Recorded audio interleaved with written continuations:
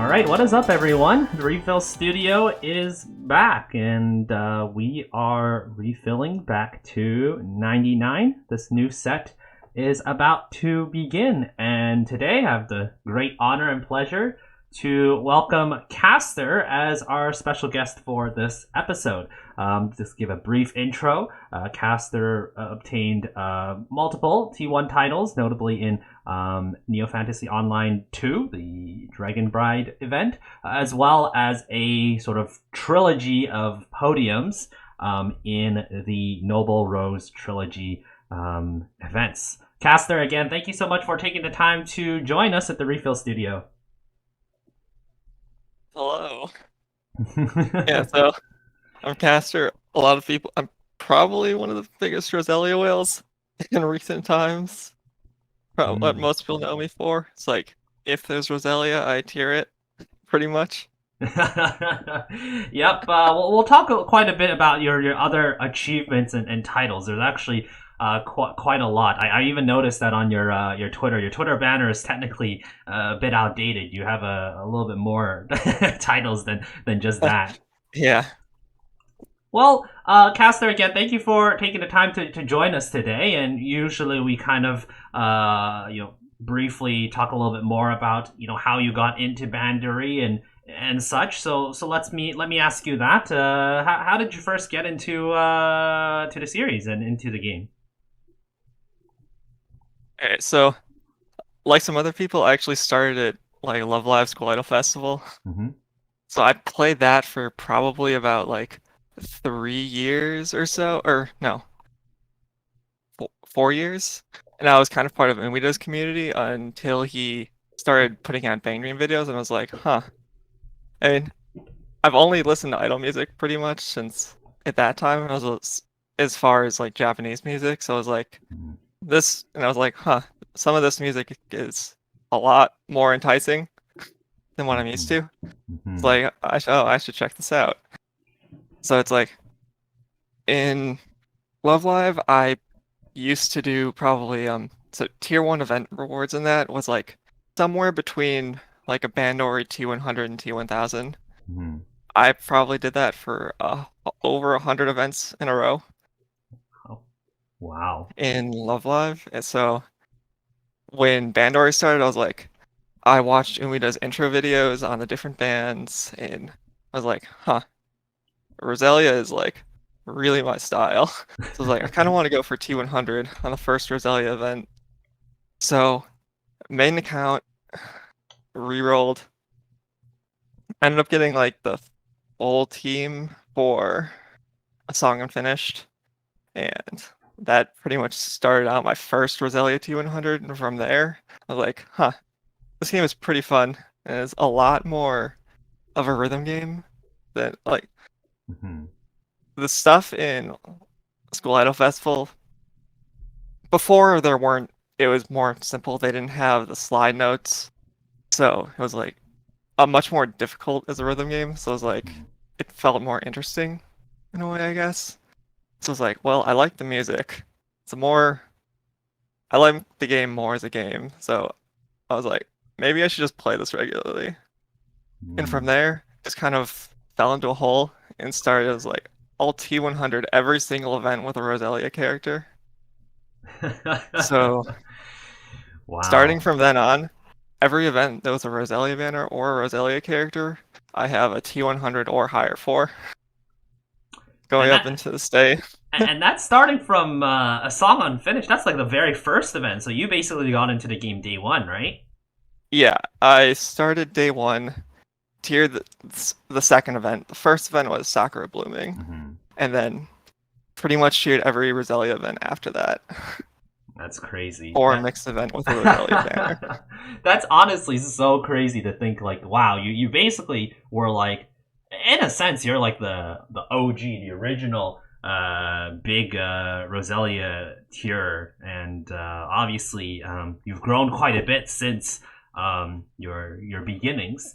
But before we talk about that, I just want to learn, like, what really what really made you so interested in Roselia? I usually ask people what's their favorite band, but I mean it's all very obvious by now. But what drawn you to Roselia, and maybe a particular character in Roselia too?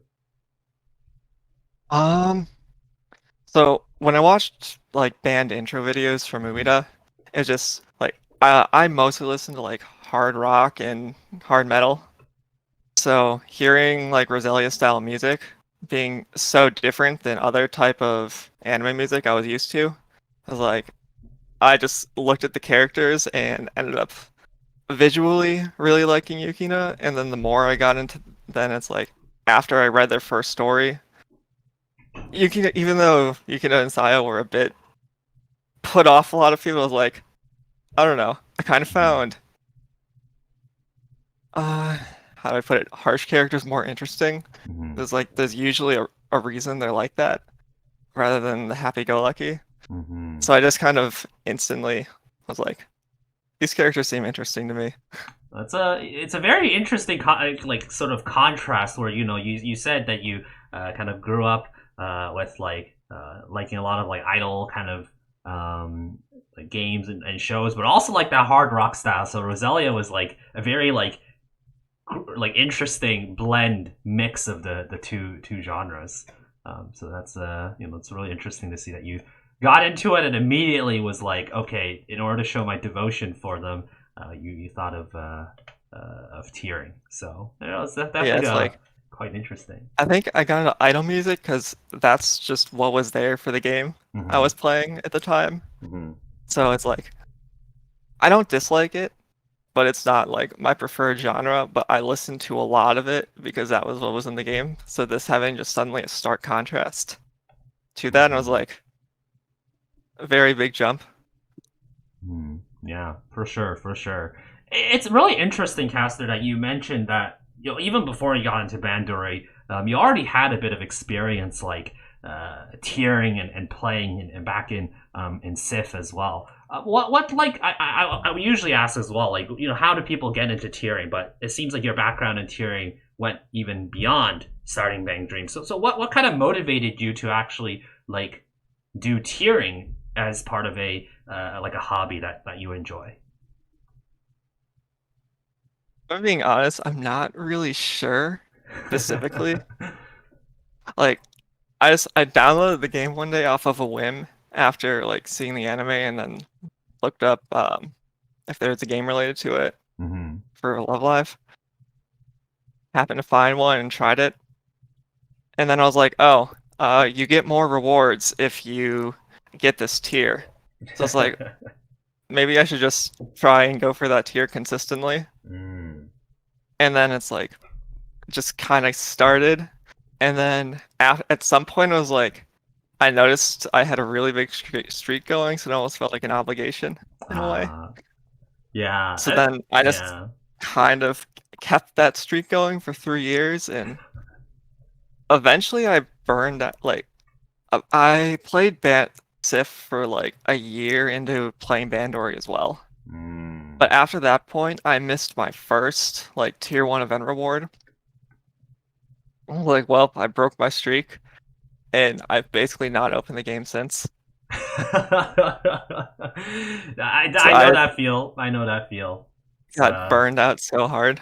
So it's like in Bandori, since I started like high tiering instead of just T100, I've pretty much only played to event card unless I have a reason to play higher, so I don't burn out. yeah, it's fair, right? So I just like Yeah, to keep I'll just yourself. play the minimum I can except for events that I care about, so Yeah, I can keep interest. it's true. It's a one way to sort of play around burnout, which is definitely very important, especially for people who are really consistently tiering very high.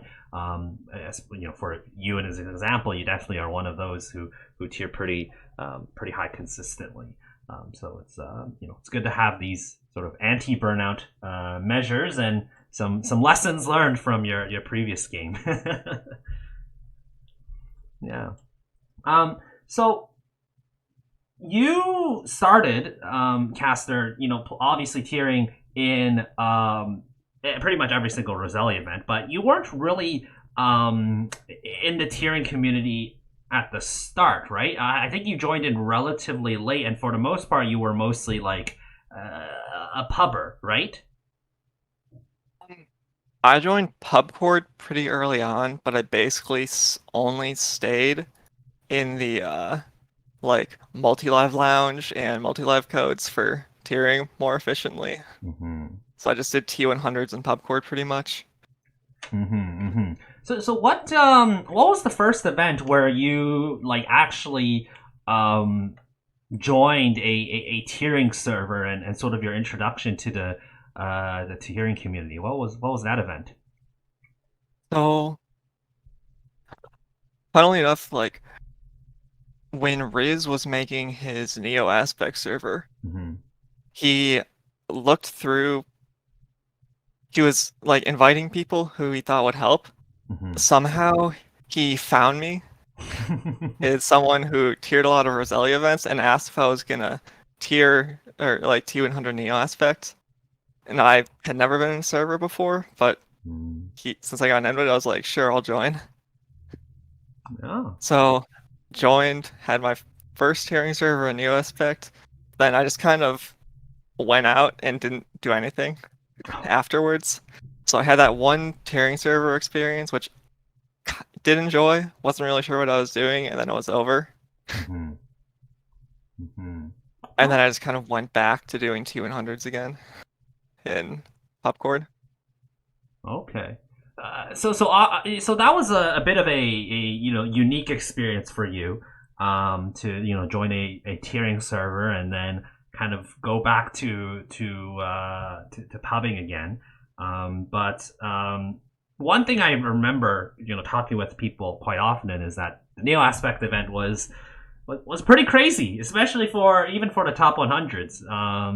Was that considered like back in the day?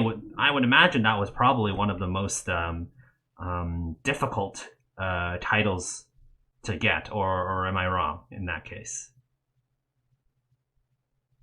Okay, at the time, I didn't think it was that bad. Mm-hmm. Like, I think I had like a mentality of at that time I had a mentality of T10 plus seemed like it was something really far away, but T100 was always obtainable. So I Mm-hmm. just pretty much played like I normally would Mm-hmm. and got felt like the T100 was pretty easy. Mm. And it wasn't until much later that I really realized that some T10s are pretty easy, and that 200 was way like even though I knew I had to play more and Mm-hmm. spend more for that 200, it didn't Mm-hmm. feel like it was really hard. Fair point. What was then the catalyst to actually have you join like tiering servers and the tiering community? Because again, it seems like you're in for a bit then out, and obviously now you're back in. But what was that catalyst that started things off? So that would be I think probably around the after Pool Zelia, I started looking. I didn't really pay very much attention to future events, other than it's Mm-hmm. like I knew what the next event for a band would be, but I Mm-hmm. didn't pay that much attention. So I started going through all future events, and because I was like, I've played this for a long time. Maybe I should finally try going for a T10. Mm. Because I kind of had a mental block on ever attempting T10 and thinking it was way above because I failed a T10 in SIF Mm. like 2 or 3 years before. I got like 11th, and I played a lot, but in high school during my free time, and I was like, it was a lot less than I thought it was in hindsight. But I was like, well, I failed once before. Do I really want to try again and possibly fail? So Mm-hmm. that was my mentality of not tiering again above T100. But it's like Mm-hmm. after like a year and a half or 2 years of Bandor, I was like, maybe I should try this again. So I looked Mm-hmm. at future events and then found like Roselia versus Afterglow, or I guess Sunset Pride Piercing Sunset. Mm-hmm. So for that, I decided I would T10 that. It would come around, and I was basically pubbing like the entire first half of the event. and I was like around T11. Hmm. And then I saw the server tag, like people with a server tag in T10, and one of them, and so I didn't reach out to servers because I was like, I didn't want to intrude Hmm. on people because I wasn't sure if it was okay to ask or not. Hmm. But I was in 11th, I was playing a lot, I wasn't sure if I would be able to catch up reasonably. So, but I saw people in a server, one of them had their Twitter handle in their thing, so I was like, okay, I will DM them. And this person was Pastry. So saw Pastry in T10, he has Twitter, so I DM'd him on Twitter and was like, hey, hi, I'm the pub in T11. I was wondering if by any chance you would have any openings in your tiering server for a T10. So it's like, day later, comes back, and I end up getting an invite, and then that was pretty much the first time I properly joined a tiering server. I joined and pretty much played most of the event. It gets down to the last 2 days, and I'm like in T4 almost catching up to the pub T3. But Mm. like having like pretty big gap, but I was playing more than everyone else. So Lythe, who was the server tune, was like, hey Caster, are you trying for podium? Because you're way safe for T10 and you keep playing. I was like, I don't know. And I asked if it was possible. And he's like, okay, if you play like this many hours of the rest of the event, if you and the other person both play the entire rest of the event, you could catch up with like 3 hours left if you don't stop playing these last 48 hours.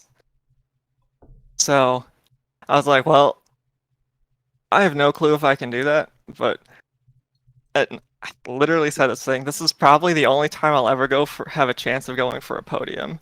So Mm. I should try it. So pretty much uh attempted to pull my first like 48-hour session. I was pretty much about to hard crash Mhm. 30 something hours in. Like I think the first time you pull stupid hours is Mhm. definitely the hardest because you're not used to it. So you have like so many adverse reactions, like with your body yelling at you to stop.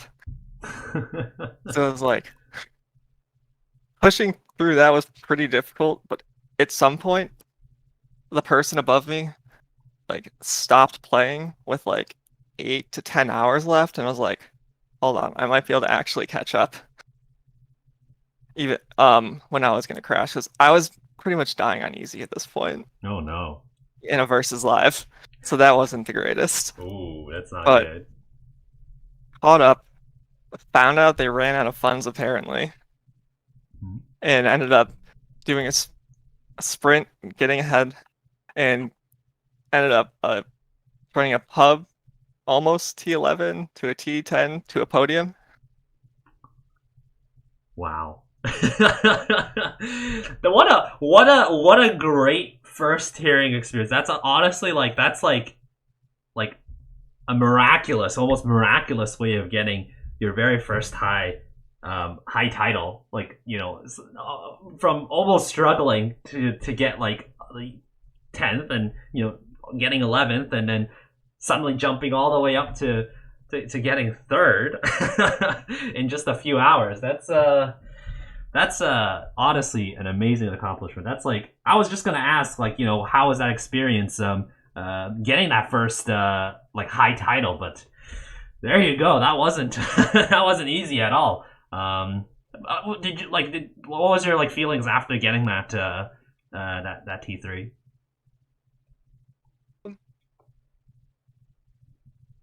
I don't remember exactly, but it was just like, I mean, I think it was just like pretty fulfilling, and I was like, oh, Mm-hmm. huh. I mean, I didn't have confidence in myself, so it was like a big confidence boost, and it's like maybe I Mm-hmm. can do this.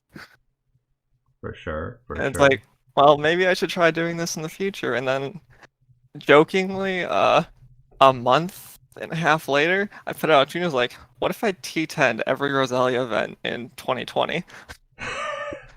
I thought that was a complete joke.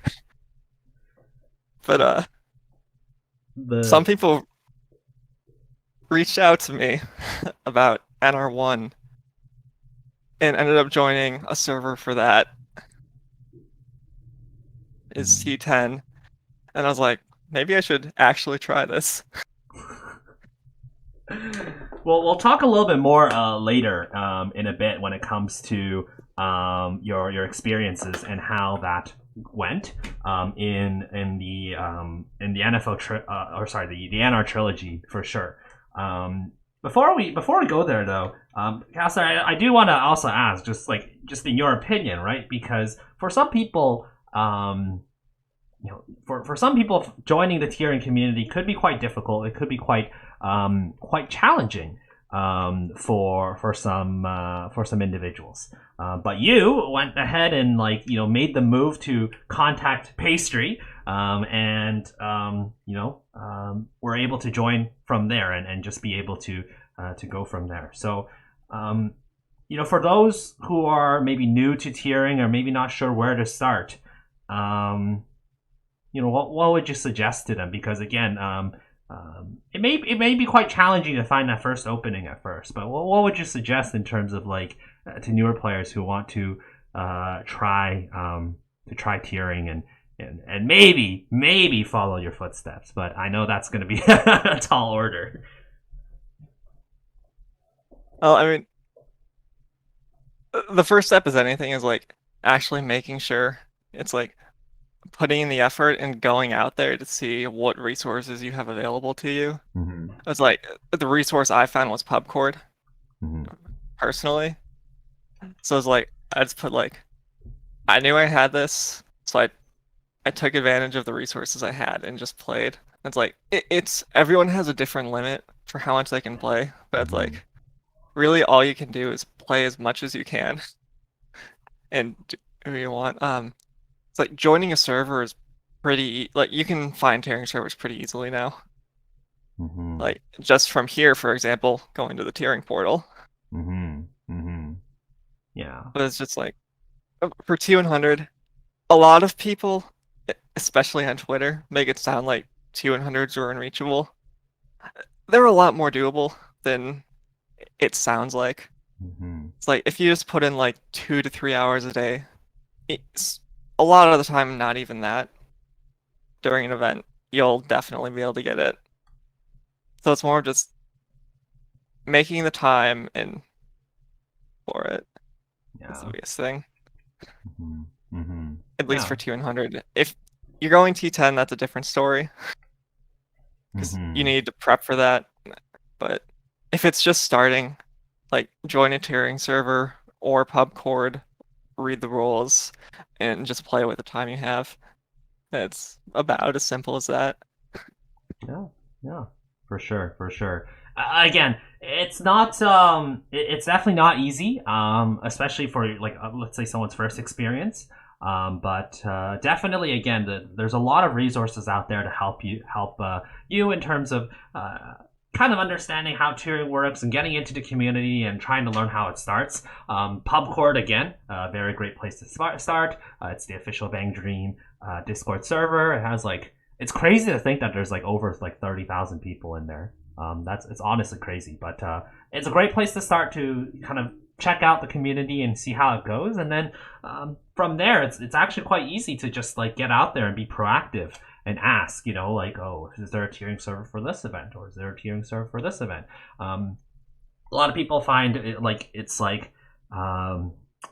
I think I don't know if you agree with this, Caster, but it's important to be proactive. But if you want to go for an event, you want to be proactive to try and ask and see what kind of resources are out there to be able to help you in that journey. I think in recent times it's becoming a lot easier once you join a server to just hop onto another server because they're always sharing links and such. But I think it's also very important to be proactive and just kind of make that dedication to search for resources to help you and be able to find the connections you need to help you on that title. Yeah, it's like it's all about taking that first step, really. It's like if you don't do anything, you're not going to get very far. But it's like if you actually take that step, there's so many options available. It's like, I mean, personally, I had trouble taking that first step as well, 'cause I'm pretty shy and didn't really want to bother people when I was Mhm. first joining servers, which is why I didn't really follow up after Neo Aspect, Mhm. try and get into others. But it's like after I did for the first time, I was like, oh, this is way easier than I thought. Yeah. Yeah. And then from then on, it became easier.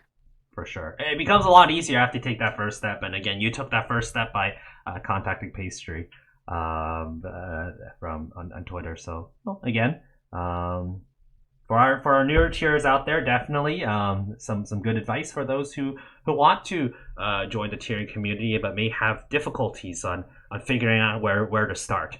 It's a misconception that the community is kind of closed off or difficult to find. It's definitely getting a lot easier nowadays. So finding the right connections, finding the right resources can definitely help you there.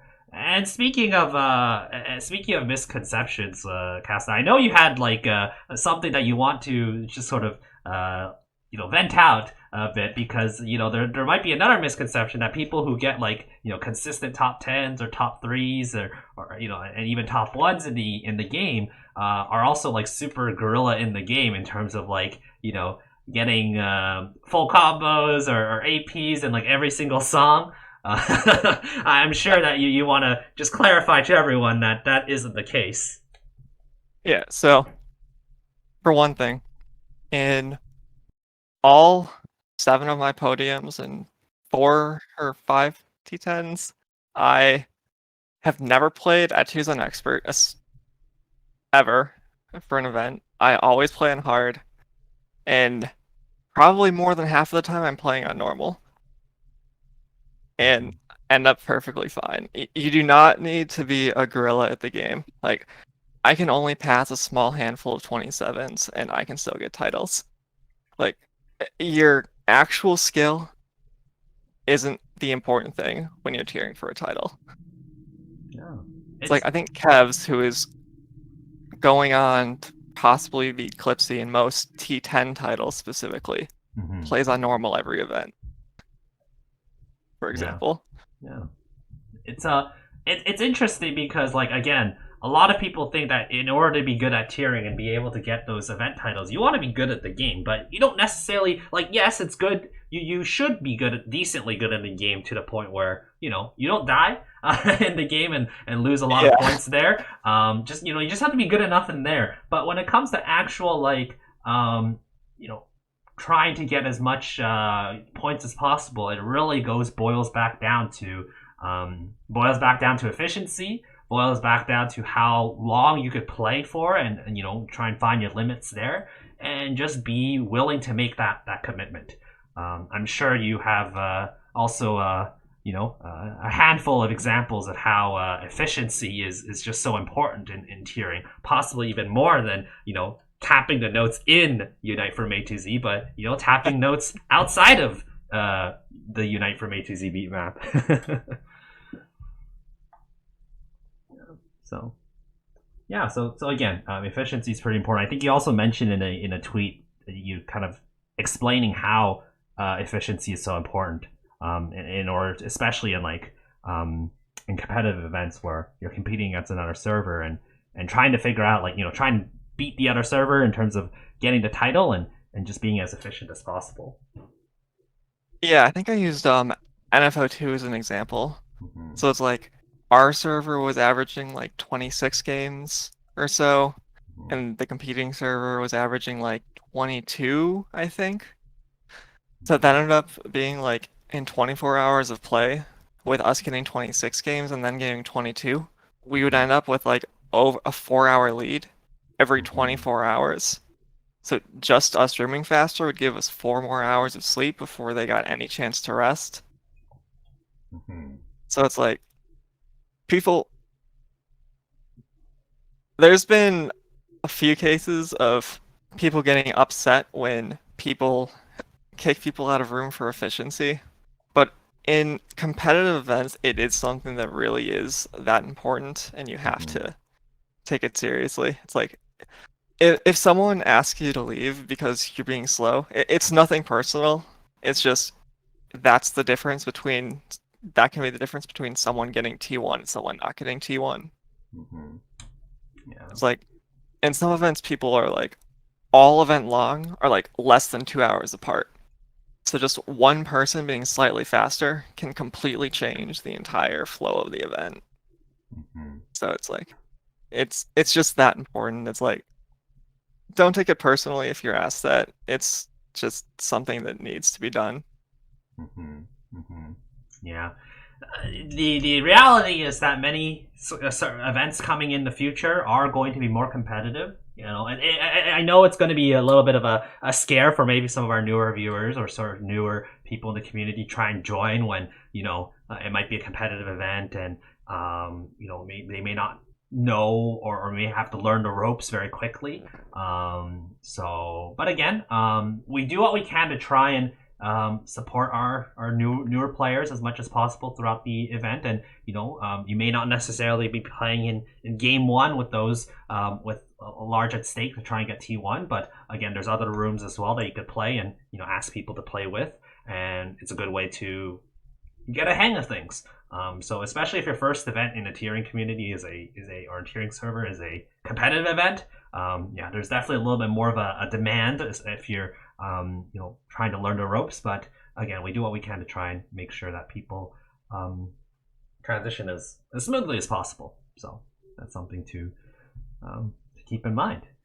We're going to talk a little bit more about NFO two very shortly, Caster, because I'm sure you have quite a lot of experiences to share there, and how you got your T1 title. But before we do that, we're just going to take a quick break on this YouTube video and this podcast. So we will refill very soon in 1 minute, and the set will continue very shortly. The Refill Studio is brought to you by the Unga Discord server. Feel free to join us. Links are in the description below, and you'll be able to join our community who's passionate about Bang Dream and tiering in the game. And you'll also get the chance to meet with some of our special guests featured in this podcast series. It's a great time, fun place to host events, and we hope to see you there. The Refill Studio will be back very shortly. All right, everyone, welcome back. Refill complete. We will continue to set here in this studio. We have, again, special guest here, Caster, talking about various parts of how, he joined the tiering community and his experiences with, getting the super high titles and how he was able to get all the titles that he wants for Roselia. So now we're going to go into a little bit of the nitty gritty details. Before the break we were talking about NFO 2, the Dragon Bride NFO event. So we'll talk about that right now because if I recall, I think it was this event. Or it could have been the other T1. I don't remember. But I think it was this event where you decided to try and break the record for the longest amount of consecutive play That one in a was row. NR3. Okay, that was NR3. Okay, we'll talk about that. We'll talk about it a little bit later. Then we'll talk about that a bit later. But for NFO 2, I know you. This kind of felt. I think this was a more like was this also like a relatively last minute push for T1, or was that also NR3? I don't remember. Um, okay. NR3 was. I'll explain that story later. But for NFO, I think it was like a month and a half before the event. Mm-hmm. Pastry asked me if I was gonna go for T10 plus, Yeah. and at one point Pastry was very, very loosely considering tiering it. So Mm-hmm. I made the assumption that he was asking me about T10 plus because he was thinking of going for T1. So I said, maybe if I have time. And then then I asked if T2 was open. And then Pastry was like, oh, I'm just seeing people for T10. I wasn't going for T1. And then we started talking about people who might be interested in tiering, and we realized we knew a few. I was like, well, maybe I should go for T1. And then I said, I'll decide by like the end of the next event. And then like half an hour later, I made a server and started inviting people. No, As the super I whale think thoughts, eh? for I think for so I feel like NFL was like almost like a bit of like making up for Prelude in a way. Mm. So in Prelude, I started off as a T10 in Miyuki's server, Mm. but I was like, well, I don't know how much I'm gonna play for this, so I just played a lot and pretty much played as much as the T1s, the T1. Mm-hmm. So I was like, but SSR with Sauron and Sydney were competing for it, Mm-hmm. basically. So the podium was pretty much full, and I was ahead of the server's podium. So it was like, and there were only three. But there would only be one slot, so only I could keep up with the two other people. So I was like, well, maybe I should go for podium. So I kept playing, and I think pastry brief or no, I'll just tell it in general. Um, so that event, Sauron was a bit ahead. Then there was me, Miyuki, and Sydney, Mm-hmm. all within like a 1 to 2 hour range for most of the event. 6 days into the event, uh, Miyuki got 24-hour feature block for failing. Mm. So I was like, well, I wasn't on the podium anyway, and the 24-hour feature block was basically the nail in the coffin. It's like, Mm-hmm. okay, well, I wasn't on podium, so I was like, I guess I'll just settle for T4. Mm-hmm. So I was like, well, I really like Rinko. I like, I was happy with the T4, and it was like, it's Mm-hmm. one of the most work I put into event since it was like I was carrying a competitive event while also taking finals or not finals, but like two midterms in the middle of the event. Mm-hmm. And it was the second time tearing high, so I didn't really know what I was doing, so I didn't have any prep done. So that put me at a bit of a disadvantage, like just to start off, since I didn't have the proper prep that because I just didn't know that you needed to do that. But Mm-hmm. because of the feature block by Miyuki, I ended up just settling for T4. I was like, well, this would be a good chance to try again for another Rinko event. Mm-hmm. So I was like, that kind of fueled my decision to go for it. It was pretty interesting to see that, like a couple months or like a few weeks before the event started. I'm like, whoa, looks like we have competition for this NFO event now. So obviously, when you sent a few people, including myself, the DM, I was like, yep, I'm definitely going to be helping Caster in that event. And obviously, you mentioned again the I guess this was like a sort of a run back from your experience in the Prelude. So I imagine that even if you didn't have as much time as perhaps the other server to prepare, I think you had a game plan ready in terms of like how you were going to approach this event and how you were going to to get that T1 title despite being competition.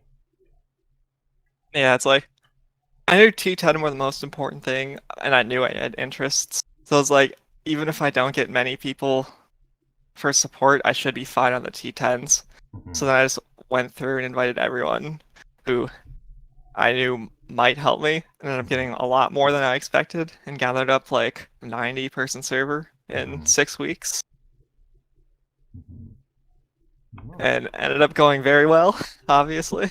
Mm-hmm. No, it was definitely quite smooth. I think overall. Would you say that would be like? Was it like a lot smoother than you thought it was going to be? And were there any parts where you're like, that you would say that you would be proud about that event and sort of grateful that you did that preparation prior to getting that T1? Oh, I think NFL was one of the was like the first big event where efficiency became such an obvious thing for Mm-hmm. how big the importance was. Mm-hmm. Because like um the way I plan for tearing is pretty much I'll go as long as I reasonably can in the first session, then I'll rest for like 3 hours, and then I'll just play then after that I'll just do as long as I can 3 hours, as long as I can 3 hours. Mm-hmm. But I realized in after like the first day and a half, there was or like first 40 hours, I was already like 8, 9 hours ahead, so it was such a big lead that I could kind of relax. Mm-hmm. So it's like, okay, I'll just do the like 20, I'll just do like 24 hours, 3 hours of rest steady throughout the event. Since like, I think like, okay, it's not easy necessarily, but it's a schedule that you can get used to and won't burn out on. Mm-hmm. So just like, okay, I can do that for 10 days. Oh yeah, it was a Which, 10-day event. Wow. but luckily only had to go for like 5.5 to 6. We ended up Since we had a lead, we ended up contacting the other server and settled on the positions. Mm-hmm. So, but it was relatively chill for the most part. Just like a nice hangout event with like a doable, consistent pace. Well, again, big congrats on that T1. That was your oh man, I have to kind of remember the order of the events. That was the second T1 because you did the NR trilogy before that, right? That I think that was Yes. that's how the order went. Yeah. Um. So the NR trilogy was very interesting because if I have the order correct, you in Noble Rose 1 you got third, in Noble Rose 2 you got second, and Noble Rose 3 you got first. So Correct. that's probably like the biggest achievement any Roselia whale could have in terms of like in game, I imagine. But what was your sort of motivation into getting triple podiums in the trilogy? What was the main sort of fact that drove you to prepare and do such a task? Okay, so this one is a bit of a funny story. So Mm-hmm. after RVAG, like I was like, I still didn't know very much. Like it wasn't really until like NR1 that I started getting a good grasp on Mm-hmm. tiering. But in like the January after NR3, or in the January after like Roselia versus Afterglow, which was in November, Mm-hmm. I was like, I was looking at Roselia events and I was like, well, first one was a Lisa banner, and the second one was like an Aqua banner. Surely the third one would be a Yukina banner, right? The Mm-hmm. Roselia event, if it's a Roselia trilogy. So I started talking about maybe wanting to go for T1 in NR3 in the third NR event, Mm-hmm. in PubCord. And I don't know if they want me to say their normal names, so I'll just use one of their temporary names. Mm-hmm. So someone, so I'll say Zenior. They saw me in PubCord talking about wanting to go for NR3, and then they had heard about me from RVG. They were like, "Hey, would you want to join our server for a five-way T1, competitive, friendly T1 in NR3?" And this was 2 months before NR3 was even announced. Mm. So, I joined the server, and at the time, it was mostly Sio whales Oh because man. people were thinking it'd be Sio and Yukina. So it was Xenior, Pastry, Sue, and Xander, and might have been one other that I'm Mm-hmm. blanking on right now, but they were planning to compete for a friendly T1 and NR3 if it was a Sio banner. So like I didn't really know people very well, but I was like, well, I don't know how to make a tiering server, so I was like, this is a great opportunity. So I was like, sure, I'll compete in a five-way contested T1, and then from there, pretty much, it ended up being announced to be a Yukina banner. Some people dropped off, and then I ended up taking over and ended up getting the T1 since I was probably the biggest Yukina fan of the bunch. Mm-hmm.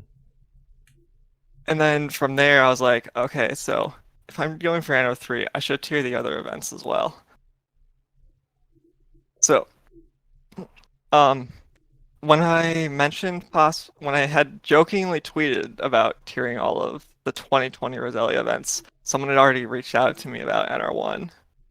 Mm. So I was in an NR1 server and I was like, okay, I'll tier this. And then I didn't really have plans for 2 at the time, so I reached out to Riz because I heard he might consider going for it. Mm-hmm.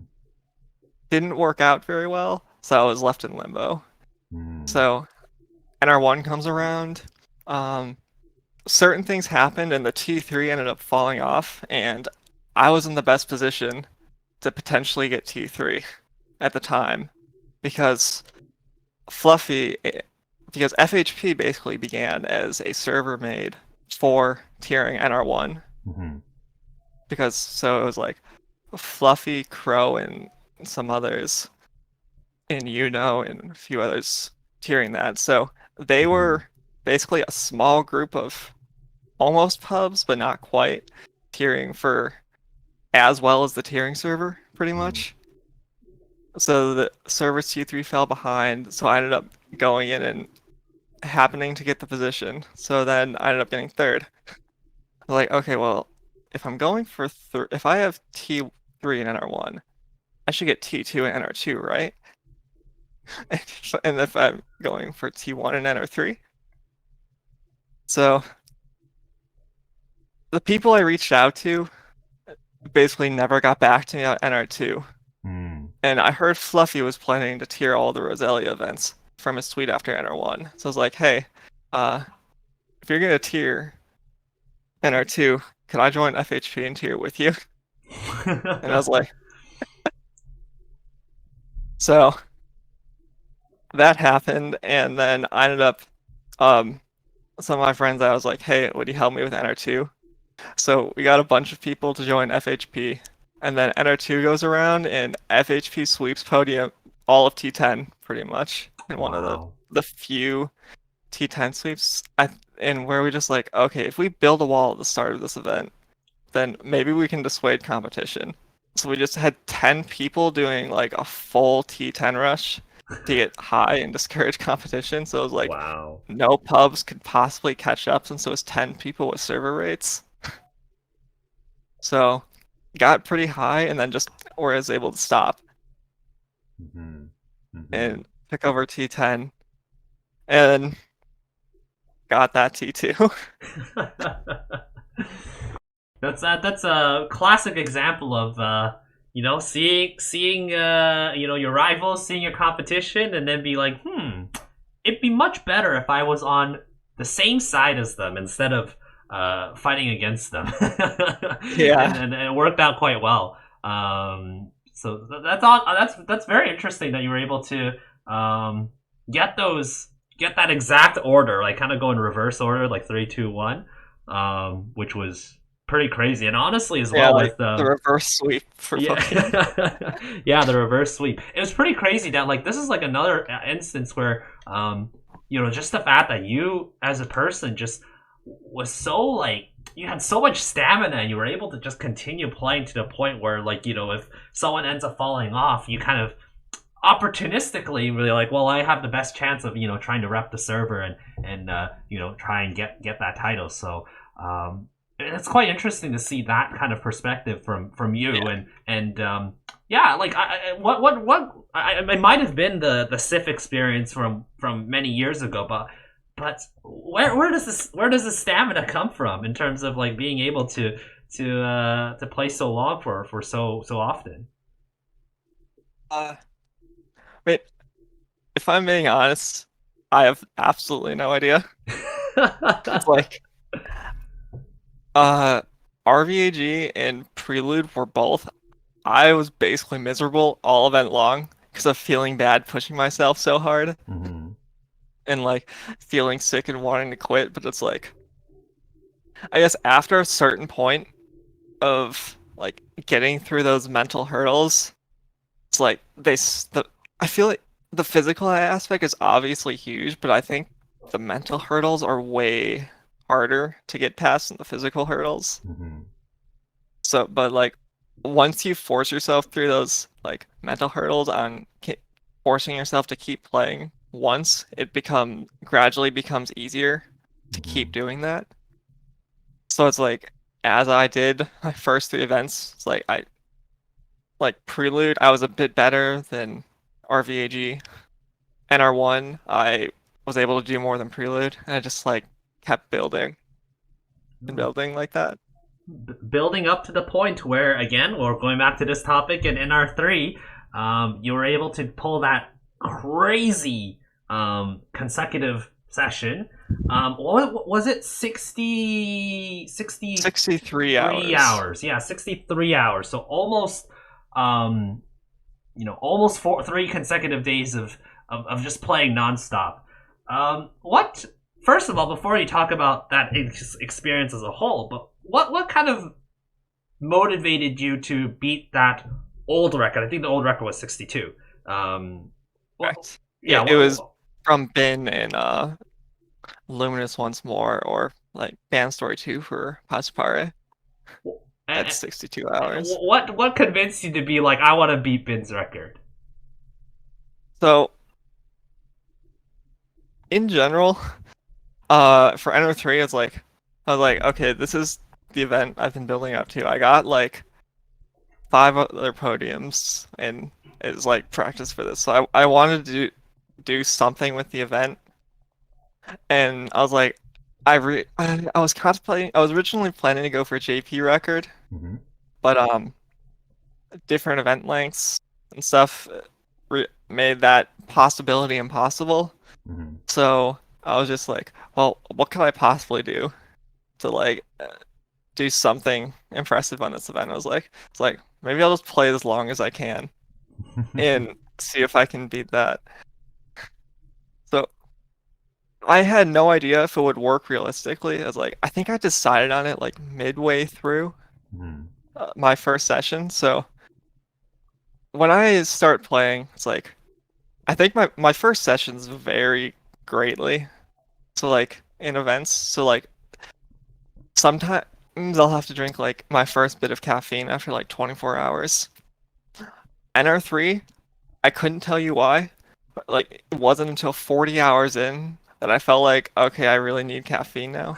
So I was like, well, I'm way farther than usual for this. And I was like, maybe I could.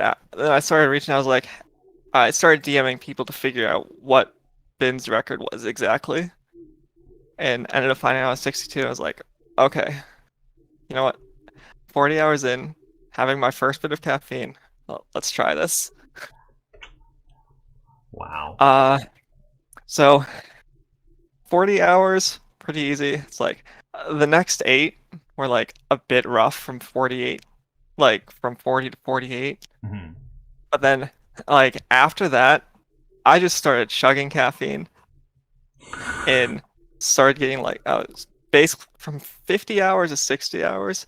I was on an adrenaline rush, drinking a Monster every 2 hours Oh and no. having caffeine pills. So I felt like, in hindsight, it probably wasn't good, but I thought I felt pretty good, all things considered,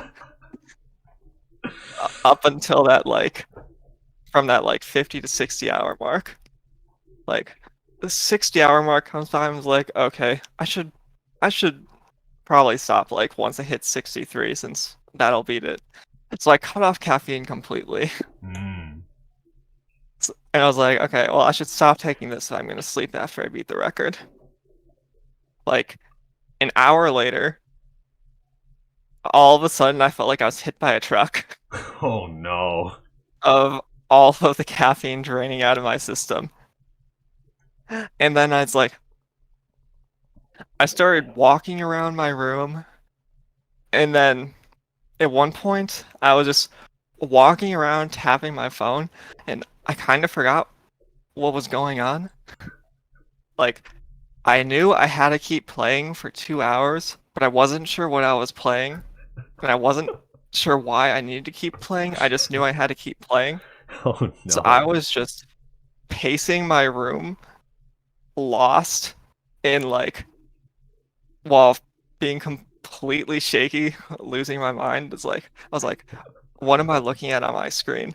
Like every time like a song would go by, I felt like something completely different was showing up on my screen. I was like, I was pretty terrified, if I'm being honest. Like it was legitimately terrifying not knowing what was going on other than you need to keep going. Yeah, So I can imagine. it's like okay, hallucinations at like a base level are kind of fun, but if you go past a certain point, that's like real hallucinations, which are really, really bad and really, really dangerous. At like an hour, I basically disappeared and didn't say anything in the server for like an hour and a half. When I was just like walking around, not sure what was going on, I ended up sitting back down and putting on my headset and rambling aimlessly. And like then Juan and Hypnos basically yell at me, and I was like, got me to come back to my senses. Oh I was like, man. it's like, oh, okay. So finally managed to like regain everything, settle down, hit the 63-hour mark, and then went set an alarm for like 14 hours, and then fell down in bed. And I think you went through that full 14 hours of sleep and even a little bit more, eh? Yeah, I was like, I made like 20 million in one session. And there's ended up not being any competition. Mm-hmm. So I was like, I can just pass out. It's like, I am glad I got the record, but it is not something I would ever attempt again. It's like, if someone beats that, they can have it. But I do not encourage that because it is not safe, especially No. if you are alone and don't have anyone around to watch you. Yeah, that just based on the experiences you shared, I don't think anyone wants to. After hearing that, I don't think anyone wants to try and beat that record. That just doesn't seem like something that someone should do. Yeah, it's but again, I think because of that achievement, you were able to at least say that you've gotten a record of some sort, and then I think the rest of the NR3 event was, I would imagine, relatively chill for you at the end once you got your rest. Yeah, I was at 20 million. I was like, okay, I can just do like a 30 million park, Mm-hmm. Mm-hmm. and then I just played like another day and a half and got it pretty easily and rested for the rest of the event. Yeah, yeah. It's I'm again very glad that you were able to get the title and get the record. But I think for many people, advised to never do that again. It's something that no one should ever try to recreate an experience. That's pretty dangerous. So health is definitely very important in tiering. Your health is anyone's health is a priority over everything when it Yeah. comes to the game. Yeah. Speaking from experience, if you are sick, please do not tier. Like during Railgun, when I sniped, I think it was Mhm. like the so 6 days of the event I was playing. The Mhm. second day I had a 102 fever. Third day 102. Fourth day 103. Fifth Oh, day 103. Last day of the event 104. Or second to last day of the event 104. oh man. And I ended up passing out and going to the hospital Oh because no. I was like, well, because I was it was sunk cost fallacy at that point, being like 100k stars in. Luckily, I had a bit of a lead, but I I just was like, man, I'm in this. I I can't give up after spending this much money. Oh So I no. kept pushing through it when I really shouldn't have. And I also ended up getting carpal tunnel because of that event because I didn't rest enough after NR2 or after NFO2. So Yep. Yep. Health bit is. of a rough experience. Oh man. Just Oh like, man. do not do that, because if things can go wrong, everything probably will go wrong. And because of that ended up being my most expensive event because Oh of external wow. circumstances through like that type of stuff. So Oh, so like the game just in the game itself, you spend all this money, and then outside the game as the game, well. I spent all this money. Oh no! Yeah, Oh no! and it didn't help that event started with uh I had to win 300 pulls, not getting either of the railgun cards. So I ended up sparking Kasumi. Then at like 320 pulls, I got the Kasumi that I just sparked. And then I did another 100 to get Orisa. Oh So it was man! like 100k stars for gacha, like 100k, like 110k for tiering, and then outside expenses. Oh no! So that Man! bit of a full-on disaster. You got the title in the end, but at what cost? Yeah. I was just gonna ask if that was the hardest, if if any of the events were the hardest event for you, but I think that by far, even if it wasn't a podium, I'm just gonna go on a whim and say that that's probably the hardest, most difficult experience you had with tiering.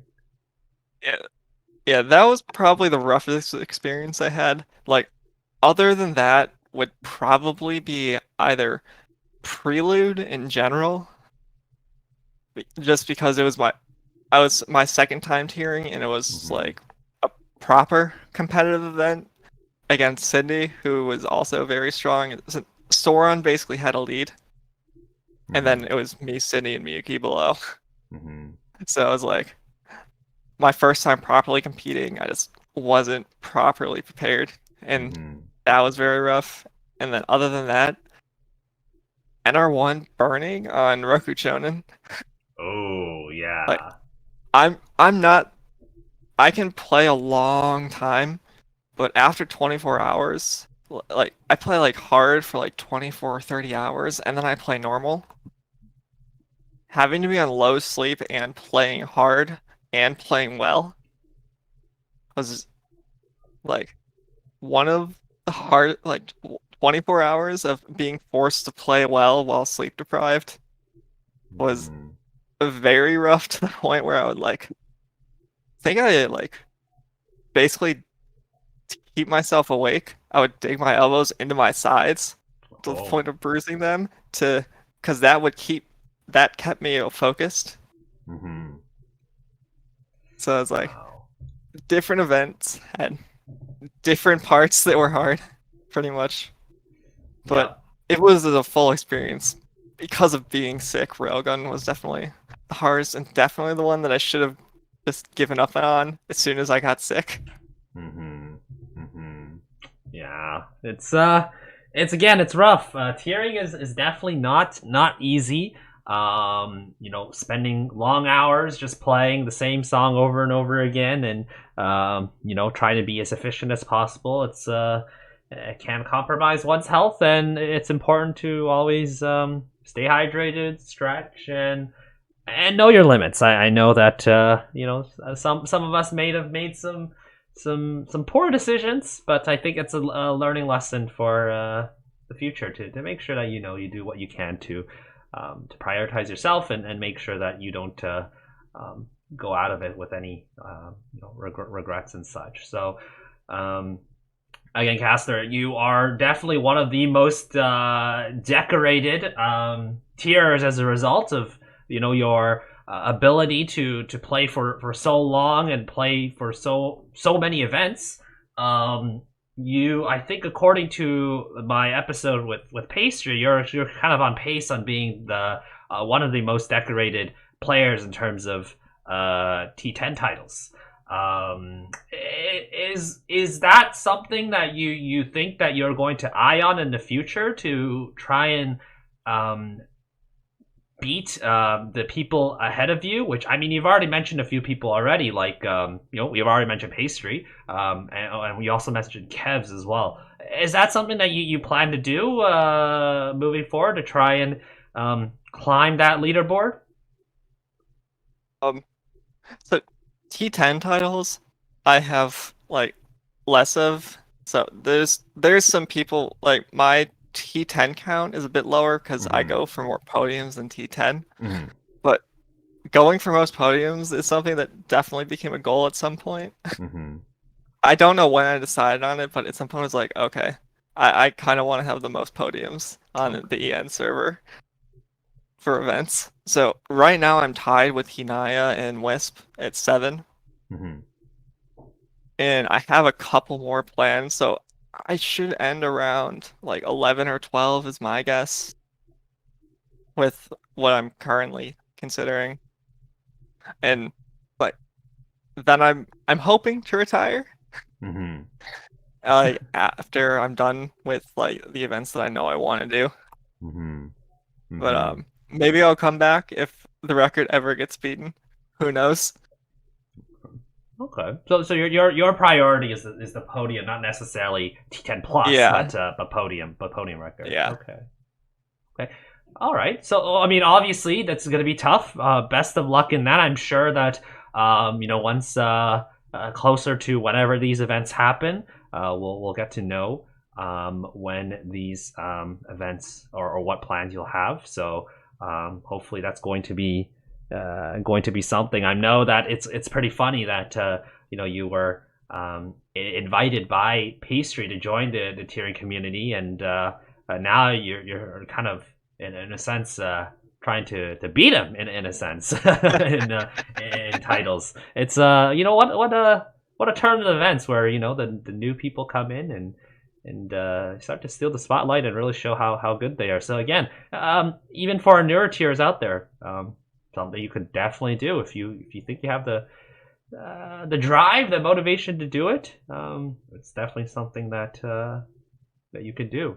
Um, Castor, I know again you still have quite a lot of plans coming up in terms of your upcoming podiums and such, but I imagine that with your with health concerns, that's another thing that you're kind of planning around as well. I don't think this is something that you did in the past, the previous events, but I think now it's something that you are adding in terms of your preparations when you're preparing for these upcoming podium events. Yeah, I mean, for the most part, I'm still gonna be like, I think around enter since enter one, I've pretty much prepared the same. It's just like make sure I have food for the week Mm-hmm. and have the time. It's like I put my biggest focus on just making sure I clear my schedule. Mm-hmm. So it's like I know if I can clear my schedule, I can make everything else work pretty much. Yep. So it's just properly making the time is the biggest thing for setup. And other than that, it's like I think during events, one of the most helpful things for me is just walking around a lot. Mm-hmm. It's like just walking keeps me awake. Like during some of my earlier events when I was staying in dorms at school, I would go Mm-hmm. to the weight room and just walk on the treadmill for like an hour at a time to keep Mm-hmm. myself awake while playing. It's just like more than more than caffeine, just like keeping a little bit active in some way helps. Mm-hmm. Mm-hmm. Also, I imagine you're still doing your exercises to sort of relax your hands a bit and treat a bit of that carpal tunnel. I imagine. Yeah, I'm taking a bit of a break until my next podium and dropping some T10s Mm, just so I can properly rest yeah, right now. 'Cause I need to get that under control so I don't make it worse, since yeah. that can have long-term repercussions. Long-term repercussions move in the future, and I guess in the immediate future would be, of course, your plans as well. But again, health is the Yeah. biggest priority. So, yeah, like especially if you have concerns with your health, it's very important for tiers to take care of themselves even before the event starts. make sure your hands are good to go. Eating healthy before an event, just have like the energy to go for it. So yeah, it's definitely tiering is a lot more than just what happens before, like during the actual event. There's a lot more other things you do prior. Making the small things like making the server, finding people to help you, and all that stuff. But also just other preparations as well, time, funds, and health especially. So yeah, but Caster, again, you've shared a lot of amazing insight, and again, it's been a great honor to have you in the studio, being as decorated as you are in terms of titles and being such a successful tierer. And of course, nothing but the best for you in terms of your future plans and your upcoming events. Hopefully everything will go well and won't go as lopsided as what Railgun did. Is there any other last minute shout outs or last words you want to share to our viewers? I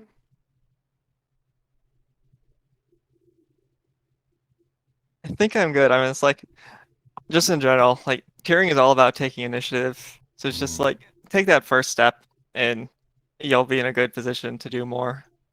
Yeah, it's a building experience, and again, someone like you, Caster, you had experience even before Bang Dreams started, so that experience really builds up to making someone successful. It's not something you could do overnight.